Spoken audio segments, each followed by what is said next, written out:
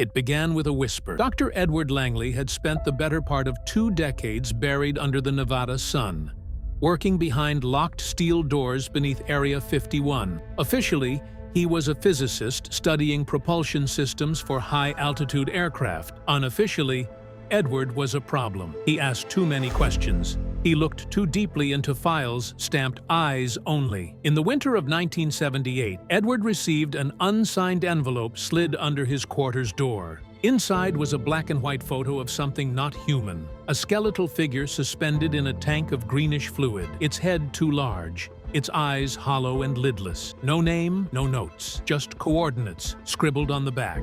Sublevel 6, room 17B. Edward had never been to sublevel 6. It wasn't on the base's standard schematics. Even asking about it had earned him a warning from his superior, Colonel Hughes. "Some doors are sealed for a reason, Doctor," but that photo had already cracked something inside him. The next night, Edward forged his security clearance using a magnetic strip from a scrapped personnel badge. He waited until the 200 shift change, when guards were tired and the cameras were set to loop a 12-minute feed. He moved through silent corridors lit by buzzing fluorescent lights, descending staircases older than the base itself. The deeper he went, the colder it became, unnaturally so, as if the Earth itself was recoiling from whatever was hidden beneath. Sublevel 6's entrance was hidden behind an unmarked maintenance hatch in the old archives room. He pried it open with a crowbar, revealing a rusted ladder and a narrow tunnel. At the end, a steel door with a biometric scanner. To his surprise, the scanner chirped green when he placed his hand on it. Inside room 17B, Edward found more than he ever expected. The air reeked of formaldehyde and ozone. The room was a dim maze of containment pods, control panels, and surgical equipment. In the center was it, the figure from the photograph, 7 feet tall, spindly limbs, skin like wax paper stretched over twine. It floated lifeless in its tank, tendrils protruding from its chest, feeding into monitors that blinked in unreadable patterns. The walls were covered in film reels and reels of magnetic tape. Edward played one on an old projector. The grainy footage showed military scientists in the 1950s, standing around an identical creature, alive, writhing, screaming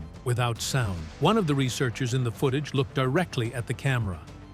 It was Edward's former mentor, Dr. Wilhelm Kruger, a man reported dead in 1963. As the reel ended, Edward saw something that made his blood run cold. A date stamp. Jan 1994. The footage was from the future. The room darkened. A low hum began to pulse in the walls. Something was waking up. The tank's interior fogged over. Then a crack appeared, then another. Edward stumbled backward as the glass shattered, liquid pouring across the floor. The creature's eyes snapped open, not with rage or panic, but recognition. A voice, not spoken, but inside Edward's head, whispered in a language he somehow understood. "You were not meant to see this." He turned and fled. Back in his quarters, Edward scoured classified archives. He unearthed files marked Project Osiris, top-secret experiments that began in 1947 following the Roswell incident. But these weren't just alien autopsies. They were time displacement studies, attempts to merge extraterrestrial biology with quantum mechanics to create beings that could exist outside linear time. Many of the test subjects had vanished. Some reappeared moments later. Others returned decades before they left. Some came back. Wrong.